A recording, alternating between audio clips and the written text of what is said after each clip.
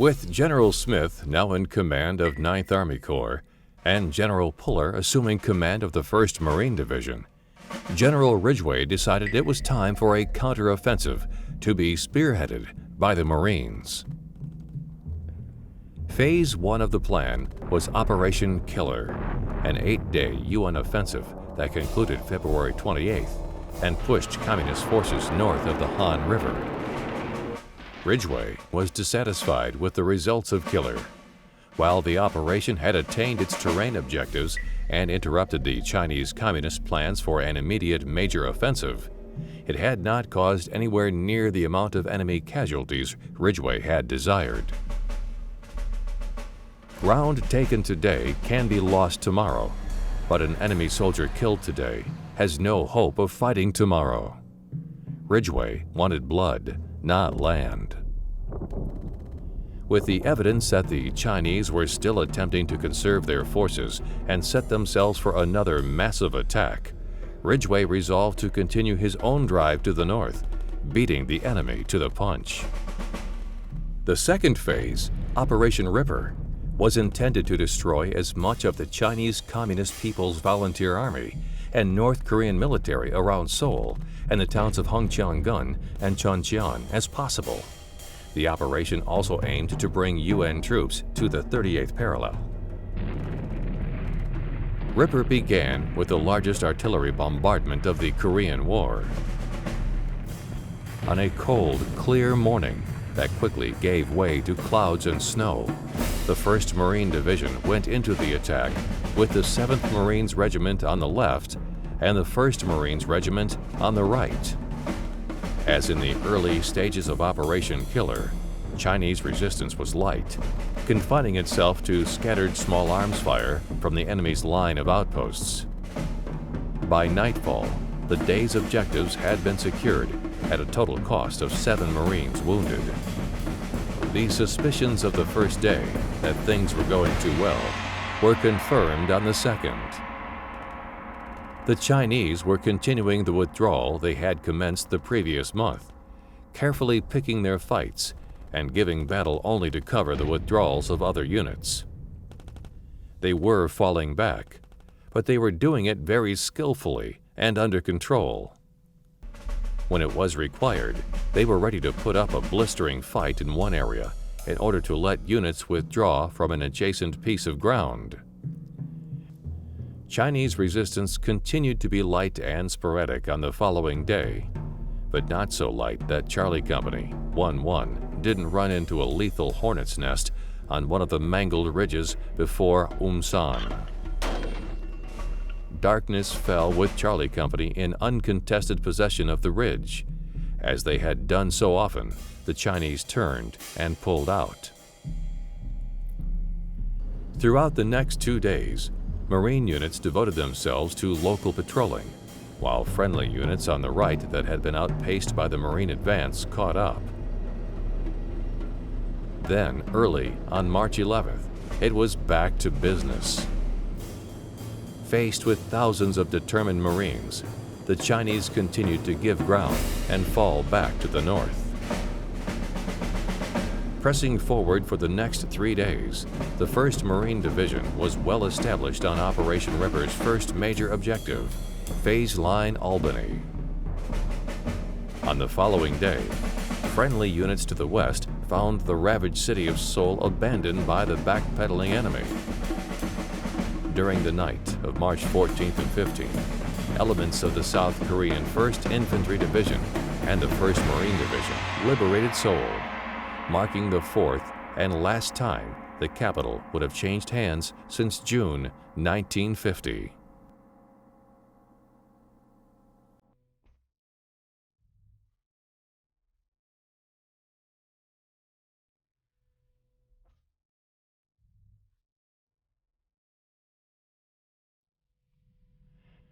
Scarcely pausing to catch its breath on Phase Line Albany, the 1st Marines jumped off toward Hongcheon and Phase Line Buffalo early on the morning of March 15th. Utilizing the rugged, muddy terrain to maximum advantage, the Communists conducted a skillful and bloody delaying action. The area was almost devoid of roads. The few that did exist were little more than ox cart trails. Dominating the whole operational area was the 2,900-foot mountain the Koreans called Omsan. For the defender, the area was a natural stronghold. For the attacker, it was a truly nasty place. If the difficulties posed by the terrain weren't bad enough, the weather, which had been so foul throughout Operation Killer, showed no signs of improving. Corporal Austin Stack, a machine gunner in Baker Company, 1st Battalion, 5th Marine Regiment, remembered the period as the time of his lowest morale in Korea. Being constantly cold and wet, pelted by rain, freezing rain, sleet and snow, and slogging wearily through a mixture of half-frozen, boot-top deep snow, mud and slush, can dim the spirits of the most cheerful optimist and give pause to even the most determined masochist. Despite these obstacles, Operation Ripper pressed on throughout March. By one means or another, the advance kept moving. Evidence that it was disrupting Chinese plans for a fighting withdrawal came in the form of an intercepted radio communication early on March 15th. "We cannot fight any longer. We must move back today. We will move back at 1400. Enemy troops will enter our position at 1300 or 1400. Enemy troops approaching fast." Late that afternoon, the lead elements of Major Webb D. Sawyer's 1st Marine Division, 7th Regiment, entered Hongchan without a fight. It was a different story north of Hongchan, where for the next 3 days, the Chinese fought bitterly, battling for every lump and bump in the ground. The 1st Marines on the right had their hands full with Chinese fighting from a succession of skillfully sited bunkers and trenches. In a series of bloody hand-to-hand encounters, up close and personal, Marines had to shoot, blast, and burn the defenders from their strongholds. On the infrequent occasions when the weather lifted, the treetop level strikes of Marine close air support provided the element that turned the tables. The 1st Marine Division's running gun battles with the Chinese continued to follow the pattern of alternately fighting and withdrawing. Slowly but surely, however, the Chinese were being forced backward, until on March 20th, the advance had reached Phase Line Buffalo. Before darkness fell, the 5th Marines, with the 1st Marines on the right, and aided by deadly accurate airstrikes by Marine fighter squadrons, overran the Chinese main line of resistance. Battling pocket after pocket of resistance in a continuing rattle and crash of point-blank fire, punctuated by the detonation of grenades and mortar rounds, they moved on. Supplied by airdrops and ably supported by Lieutenant Colonel William McReynolds' 3rd Battalion, 11th Marines, firing in direct support, they slugged their way forward until the issue was decided. Hongchan was taken on the 15th and Chumchan secured on the 22nd. All the objectives of Operation Ripper were now controlled by the 8th Army, which had been attacking continuously since February 21st. Still, with evidence mounting that the CCF had not abandoned plans for a major offensive, General Ridgeway wanted to find a way to keep the pressure on. MacArthur now had a clear victory, and he wanted to destroy the bridges over the Yalu to prevent the CCF from bringing more troops and supplies into Korea. To accomplish that, he would now have to battle the President of the United States.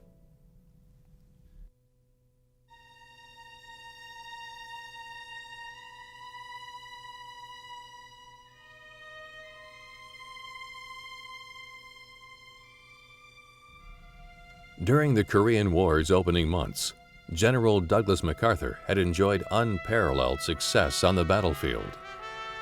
Not only did he rally UN forces and stave off their total collapse, but he led his soldiers in the near annihilation of the North Korean army.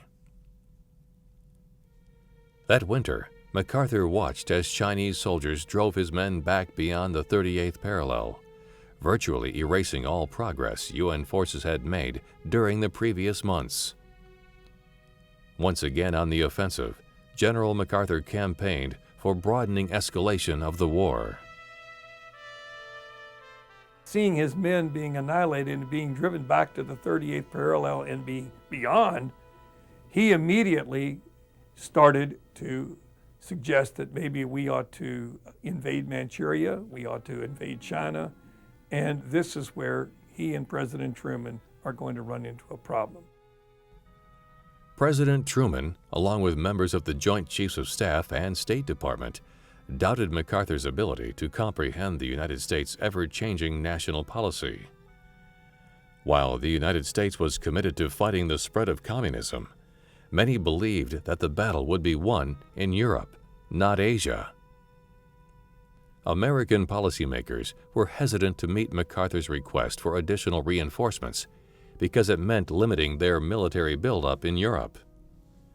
There was also the threat of full-scale nuclear war if Russia would come to the aid of the Asian communists with their full military force. With the United States still recovering from World War II, President Truman was wary of sparking another worldwide conflict, even if it meant accepting stalemate in Korea. President Truman wasn't the only one. I mean, one of his good buddies was General Omar Bradley, and Omar Bradley told Doug, he said, "Doug, if we invade China, it's going to be the wrong war at the wrong time and the wrong place, and definitely it's the wrong enemy, because in the eyes of most of our Joint Chiefs and most of our great military men, the real problem in the world was more in Europe than it was, and certainly in Asia. And they thought this would be the wrong thing to do. This could end up bringing in not only China, but certainly the Soviet Union could come in and we could have a real disaster on our hands." Despite these warnings, General MacArthur continued to campaign for an invasion of Manchuria. He felt very strongly that if we're going to fight a war, we have to fight a war for victory. And he was determined that, by God, we're going to win. I'm a soldier. I don't sit around and fight. I'm not a diplomat. I'm not a negotiator. I don't deal with the UN. I'm not interested in that. I'm interested in winning this war. You put me in command, I'm going to win, and this is what I need to win. On December 29th, General MacArthur received a new directive that radically altered his objectives in Korea. Instead of winning the war at all costs, MacArthur was ordered to restore international peace and security. He would defend in successive positions, inflicting such damage to hostile forces in Korea as possible, subject to his primary consideration of the safety of his troops. The message concluded by saying that the UN forces would no longer be seeking a decisive victory in Korea. Unsatisfied with his new mission objectives, General MacArthur replied with a strategy of his own. MacArthur believed that when China crossed the Yellow River on North Korea's behalf, they initiated a new war that must be dealt with accordingly.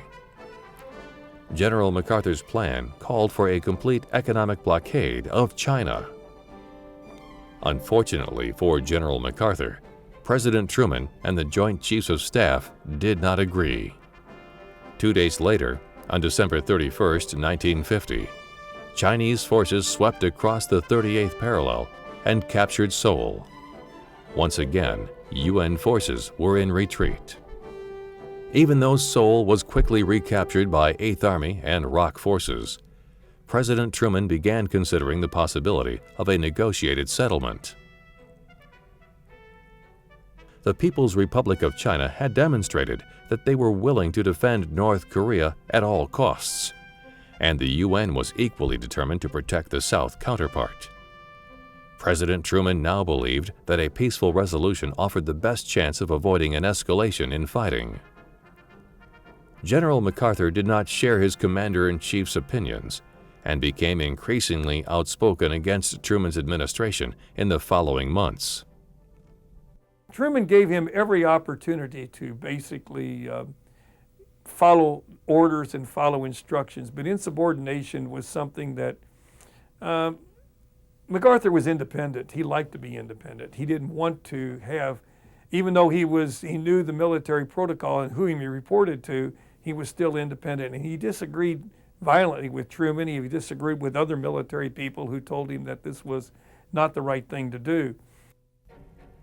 On December 6, 1950, President Truman had issued a memo stating that no speech, press release, or other public statement concerning military policy should be released until it has received clearance from the Department of Defense.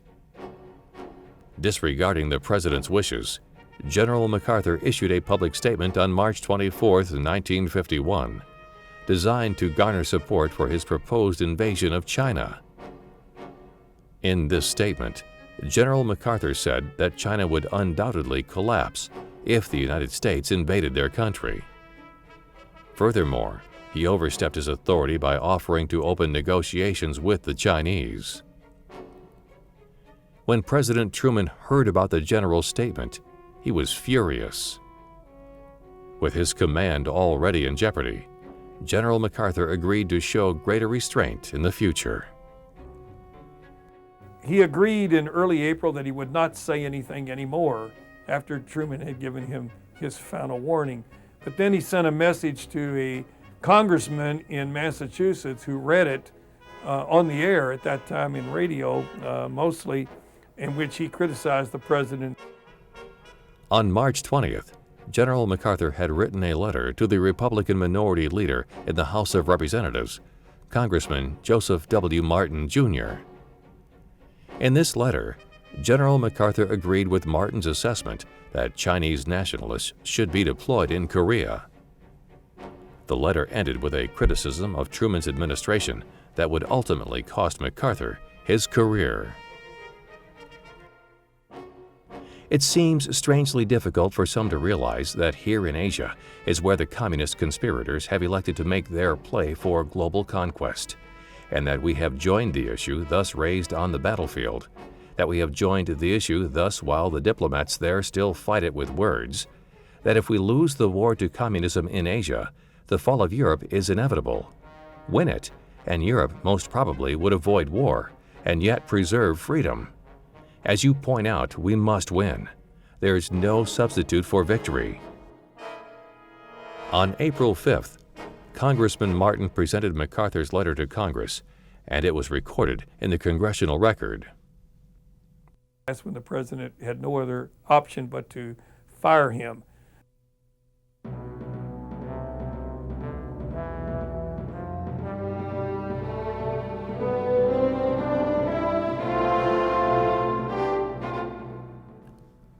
On April 11th, 1951, like a thunderclap, came the news that President Harry S. Truman had relieved General of the Army Douglas MacArthur as Supreme Commander of Allied Forces in Korea. And that firing is going to cause some political problems. Now, the military, there are going to be people in the military who would support MacArthur, but many of the people who were there, many of the people who were the higher up, understood exactly what the president was doing. He had insubordination.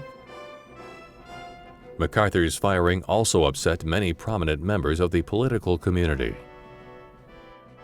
There were a lot of people in politics who believed that Truman was wrong. Senator Joe McCarthy of Wisconsin, who was certainly made his name famous after that, got up in front of Congress and called Harry Truman a son of a bitch, just as big as you please, right out on the floor. A senator from Indiana said that the higher up in our Oval Office in the White House is being run by a bunch of communist sympathizers.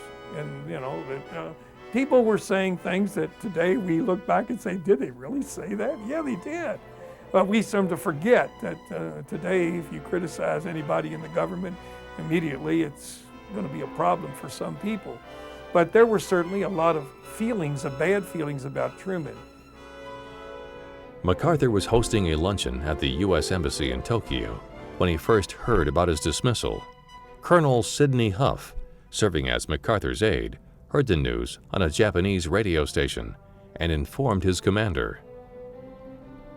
General MacArthur took the news calmly and started making preparations to relinquish his command. When Douglas MacArthur arrived in San Francisco, It marked the first time in 14 years that the general had set foot on American soil. Large crowds gathered in the city to give MacArthur a hero's welcome. Parades were held in San Francisco, New York, and Washington to thank the old general for nearly 50 years of dedicated military service. On April 19, 1950, General Douglas MacArthur addressed Congress for the last time. In what would be remembered as one of his greatest speeches, MacArthur defended his actions in Korea before offering his final farewell.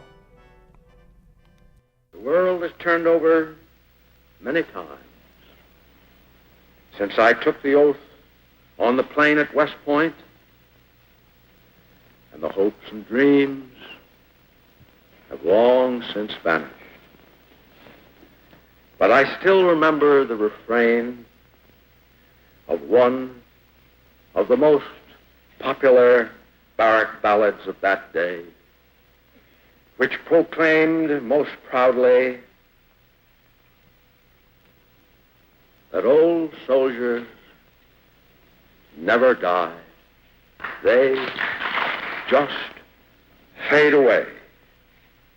And like the old soldier of that ballad, I now close my military career and just fade away. An old soldier who tried to do his duty as God gave him the light to see that duty. Goodbye.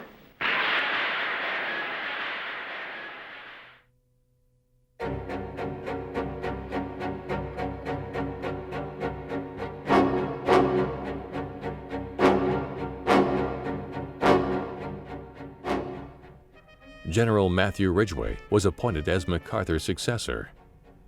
Although he was similar to MacArthur in many regards, Ridgeway understood that the perception of war had changed since 1945.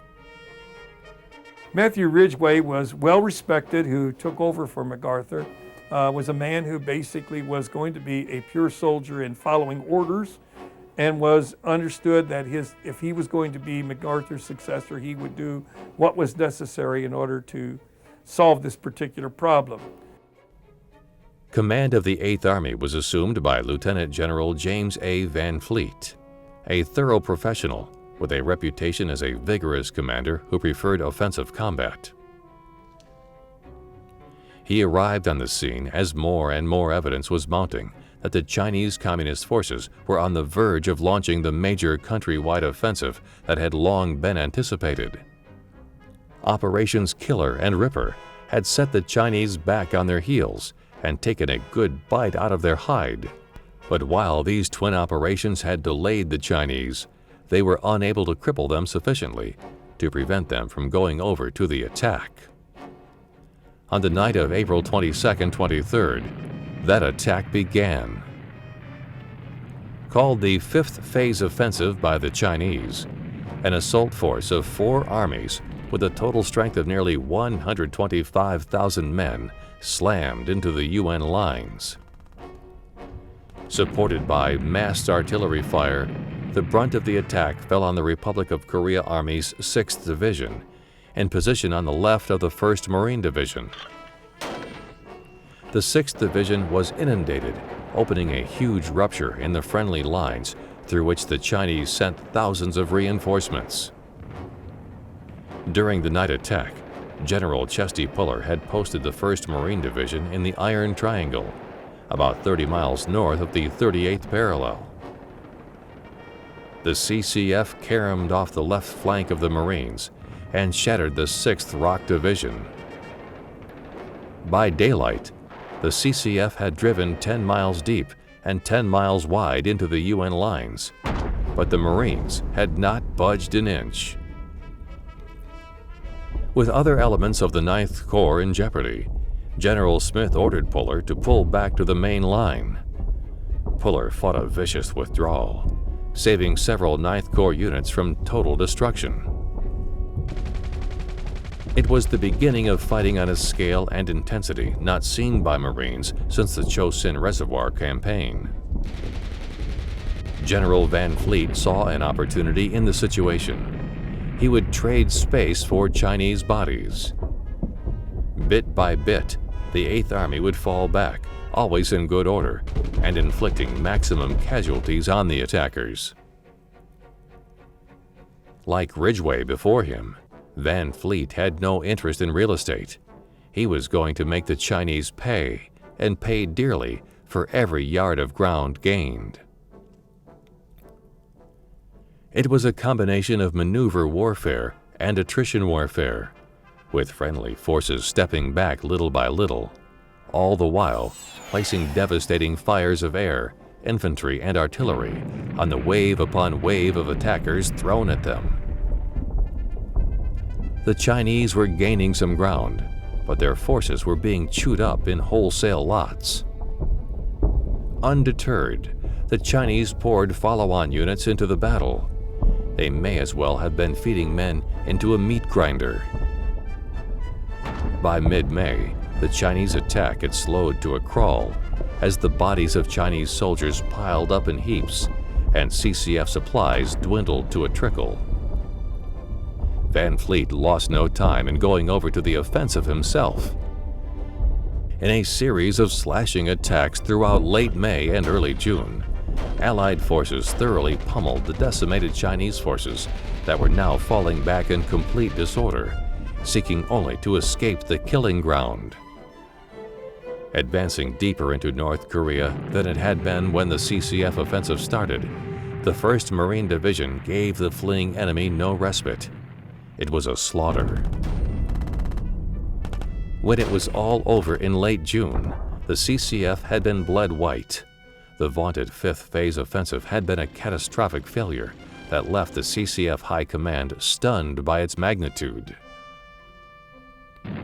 Only the mountainous Korean terrain, which prevented General Van Fleet from launching an armored breakthrough, saved the CCF from complete destruction. As the first year of the Korean War ended, the 1st Marines of the 1st Marine Division, who had fought continuously for 60 days, could take satisfaction from the knowledge that they had proven themselves worthy of standing beside the Marines of Belleau Wood, Iwo Jima, and the Chosin Reservoir. Many of them would have settled for a hot shower.